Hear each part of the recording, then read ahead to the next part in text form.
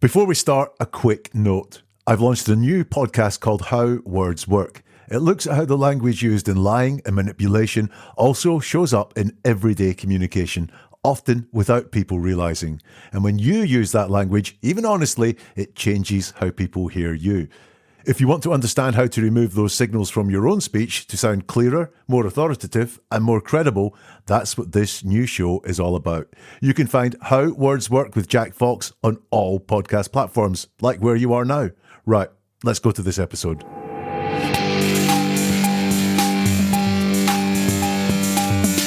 I got a question for you. Would you like a little bit of dressing with your word salad? Because I have Blake Lively's latest statement here, and it needs something to make it a bit more palatable. Let's break it down line by line. Welcome to Never a Truer Word, where we look at the words that people choose to use to see if they're telling the truth, the whole truth, and nothing but the truth.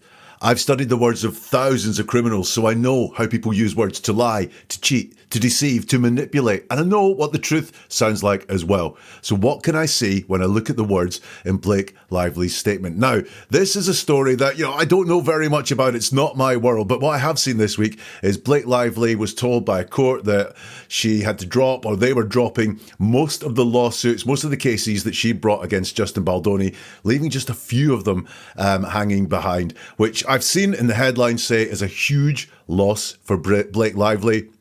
However, when you look at the words in her statement, you'd thought she'd won.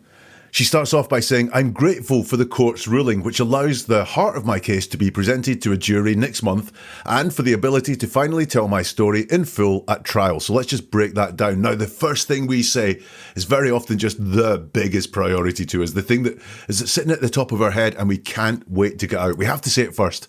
And this is, "I'm grateful for the court's ruling, which allows the heart of my case to be presented to the jury next month." In other words, I'm really happy with what's going on, like nothing bad has happened. This big loss that people are talking about, that didn't happen. This is a win for me.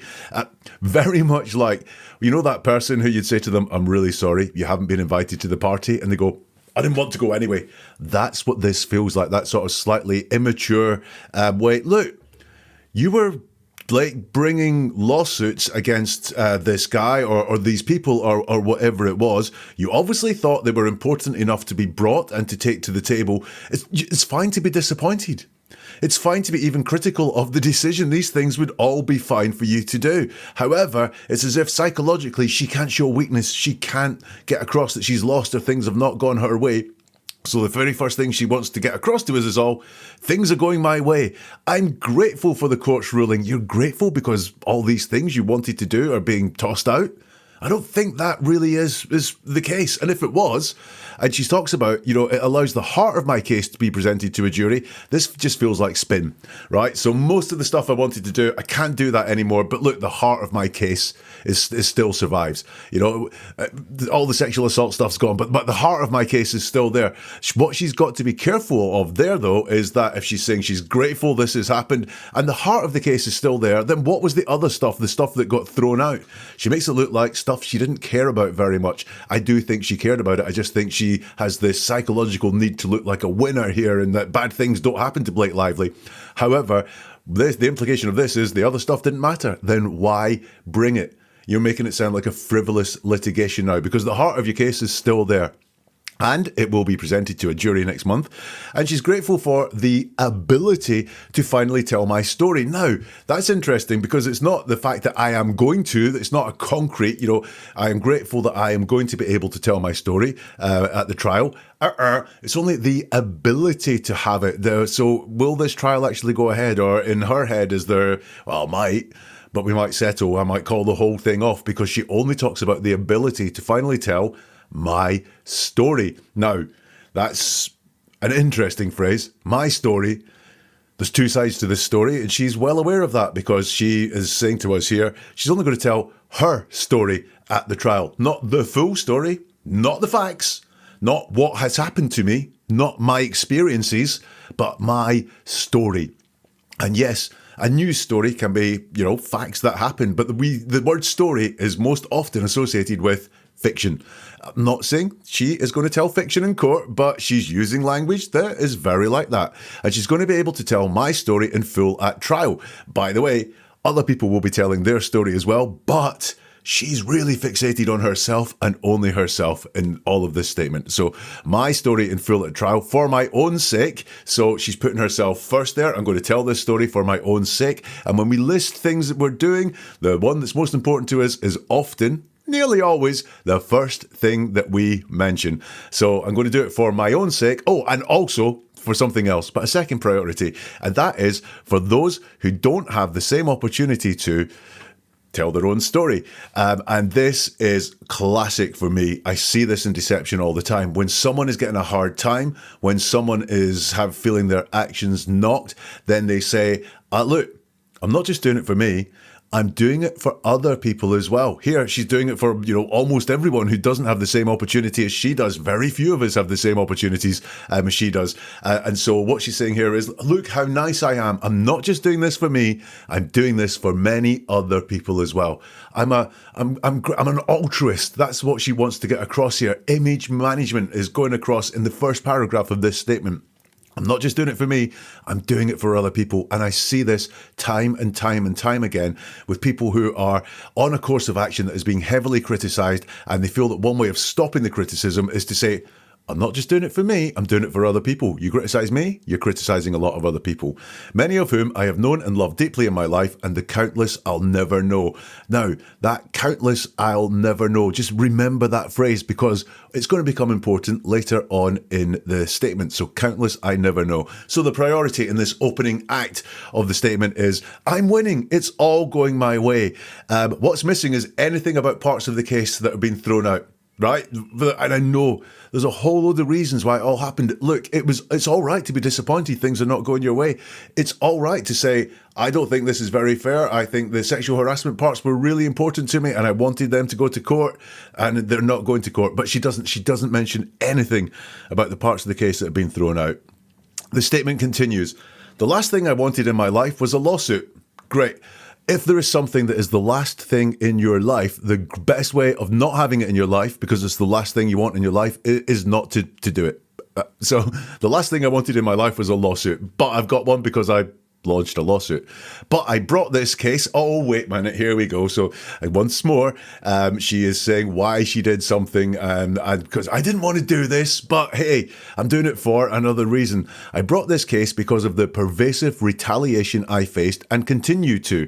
Now, I don't know lots about this story, but I don't ever remember anyone ever saying ever that Blake Lively has launched a lawsuit because of pervasive retaliation. I don't remember it in her words. I don't remember it in any reporting, but I believe retaliation is in two of the cases that are allowed to progress in this case. So all of a sudden, I was doing it for retaliation anyway. They've actually helped me by keeping the retaliation ones in.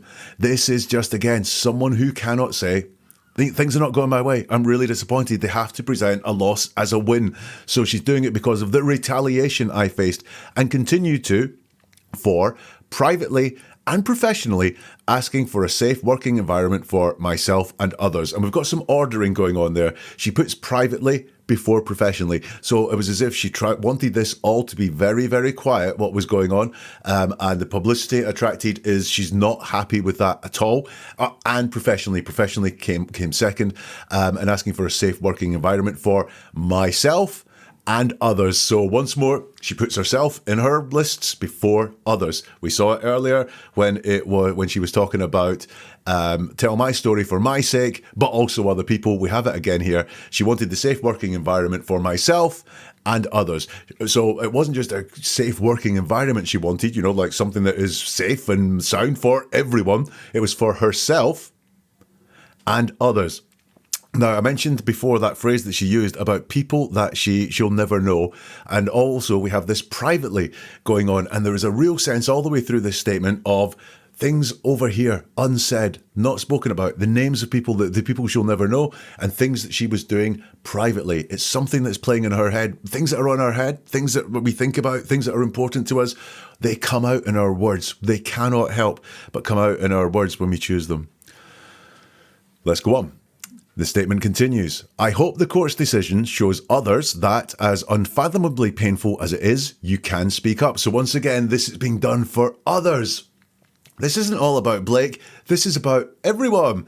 So the court, I hope, so, again, is this winning thing. This winning, she can't say this is bad. Look, if the headlines are that Blake Lively had most of her case thrown out and just some little bits stayed in, I don't think that will show others that you can speak up. It would probably deter others from speaking up in the same way that she did. But to her, she hopes it shows that others can speak up. And by the way, if you want to speak up, she's letting you know it's unfathomably painful, which doesn't seem like an incentive to speak up, saying it is unfathomably painful. And again, that word painful I've picked out there because pain shows up a lot in this statement as well. We'll see pain come through more. Her statement carries on. Don't be distracted by the digital soap opera. Now, this is commanding language. This is the words of someone who's used to telling other people what to do.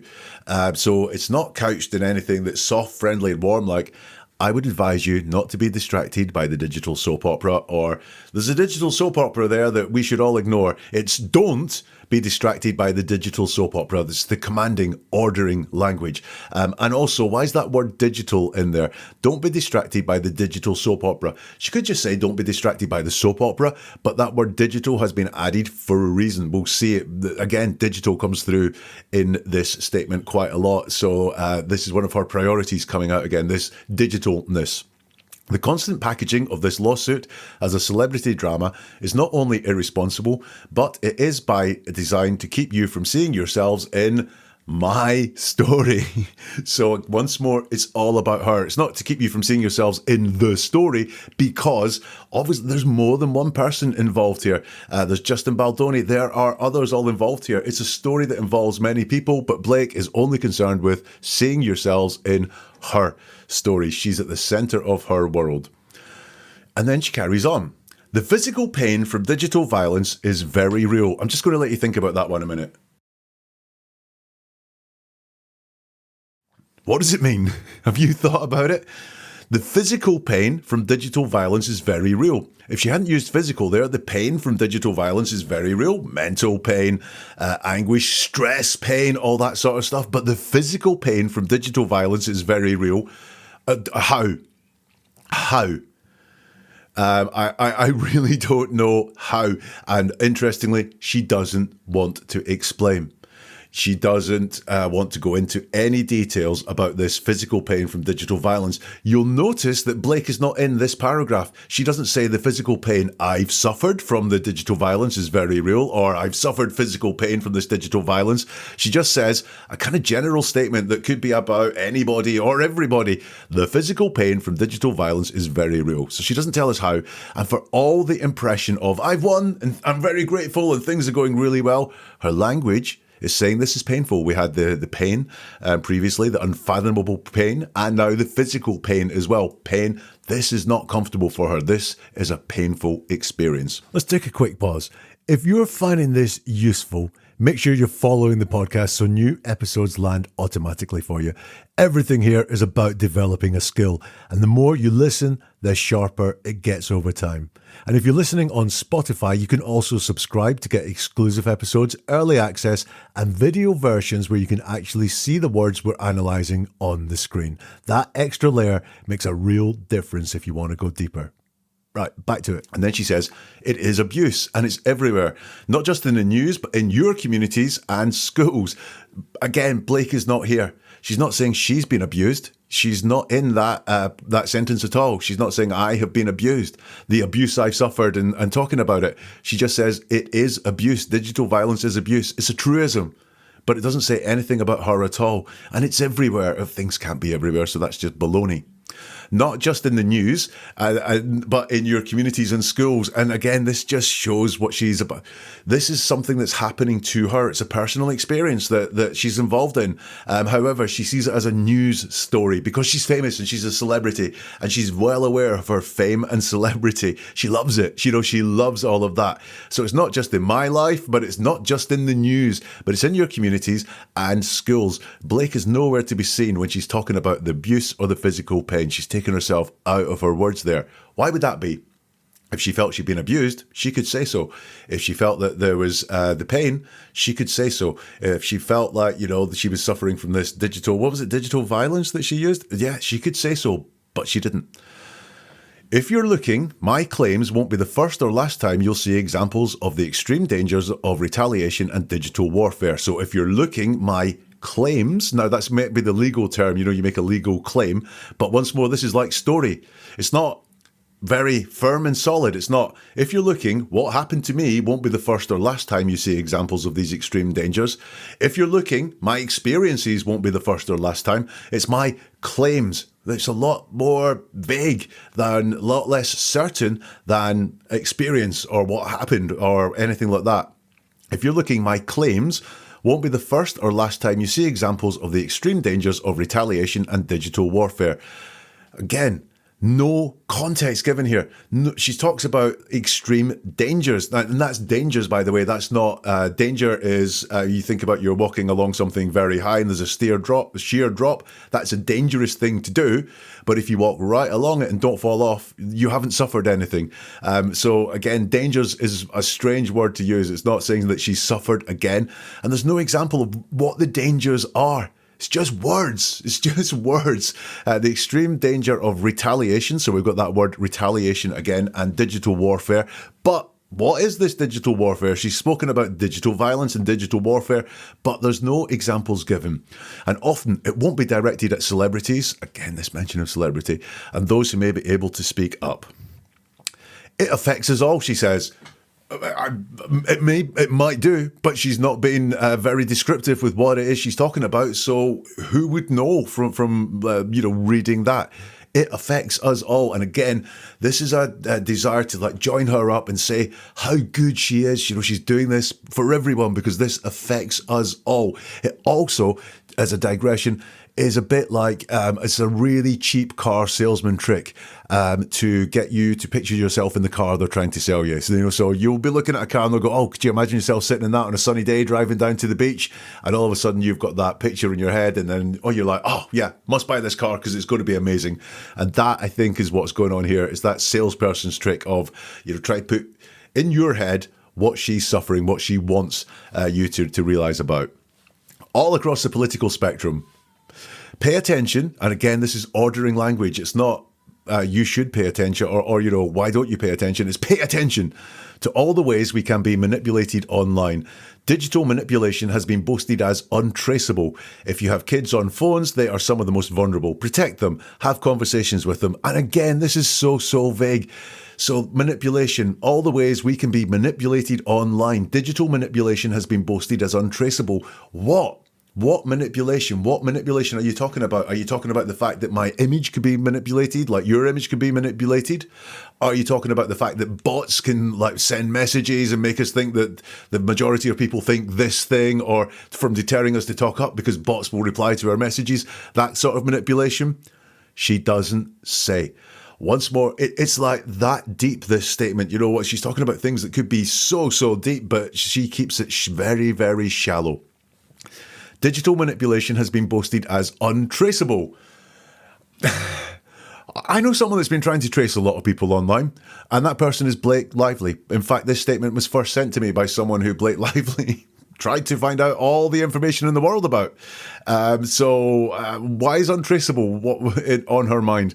That is a bit interesting. That was digital violence. Some warfare, I think that person was doing, and Blake Lively was doing, in my opinion there.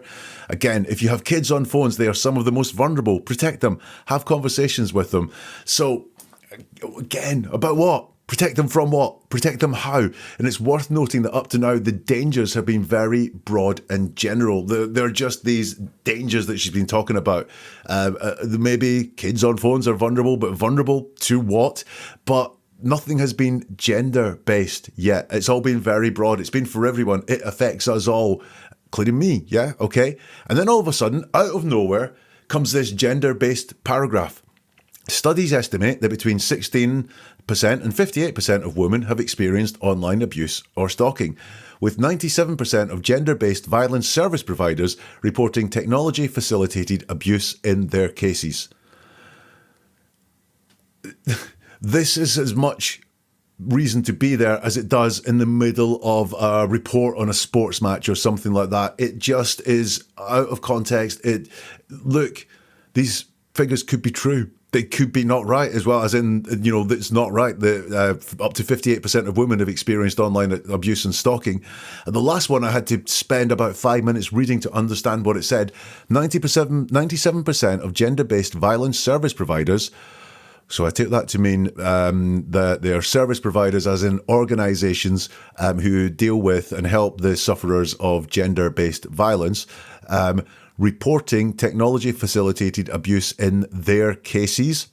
And I take that to mean that technology facilitated the abuse in lots of gender-based violence, which could be said in a much more straightforward way. That wouldn't take me 5 minutes to work out what it was. But we have this, these stats about women, and there are stories to be told, and there are arguments to be had, and there are changes to be made around all of this stuff. But this is not the way it's going to happen because it's impenetrable. And then the gender thing is gone. It's way over there. Like we don't get it again in this statement. She carries on, so much critical work has already been done to expose systems, tactics and players who harm. So much critical work has already been done to expose, and then we've got a list. So we've got the most important thing, the second most important thing, the third most important thing. Systems first, tactics second, players last. Now, I'm on the periphery of this story. I only see it and hear it every now and again, and I was completely under the impression this was Blake Lively versus Justin Baldoni. Boom. But now it seems to be systems that are more important to her. Not the person, but systems. Systems, tactics, and players. The players is last, and is Baldoni the player, or his colleagues and so on as well. But all of a sudden, is this like a pivot for her because, this was all about the sexual harassment by a certain person, and now, because that's all been thrown out, it was always about the systems, the tactics, and the players who harm.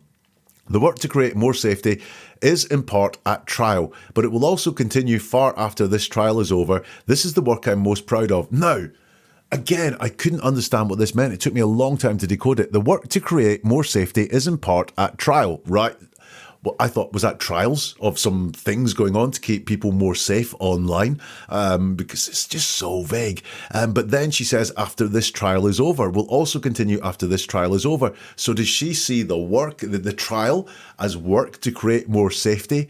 So, that's not why you do lawsuits. That is not why you do lawsuits. You do lawsuits to redress wrongs, not to create more safety. Not getting that, but it will also continue far after this trial is over. This is the work I'm most proud of. Now, she is not in this passage, so she's not claiming to be doing the work, but does appear to be taking credit for the work when it is mentioned, which is, very interesting. It's not I'm doing the work to create more safety through this trial, and I will continue to do this after the trial is over. She's out of it there. She says the work to create more safety is in part at trial, but it will also continue far after this trial is over. She is not in that at all. But then when it comes to being proud and taking credit for it, this is the work I'm most proud of. Well done. But also, the trial hasn't happened yet. So what you're proud of? What? That you are proud because this is the work that I'm most proud of, but this is in the future because it will continue after the trial is over. So well done for you for something that might happen in the future. No context given again. What is this work to create more safety that is in trial? Then she says, and this is another strange tense one, I couldn't begin to stand up if not for the countless who've gone before me. I couldn't begin to stand up is in the future. It's not I couldn't have stood up or I wouldn't be standing up if not for the countless who have gone before me. It's I couldn't begin to stand up if not for the countless who have gone before me. So again, it's not an active phrase. And the masses who are still around us, creating laws, social change, sparking conversations, rallying. Again, about what? What laws? What social change? What conversations? Rallying about what? And then working privately and publicly. So we have privately first of all, publicly second. Risking and sometimes losing everything for the safety of others in all spaces. Now that is so broad. The safety of others in all spaces. Well, we're all the others. We're all in spaces. It's just words. Hot air. Vacuous. There's nothing solid in this at all.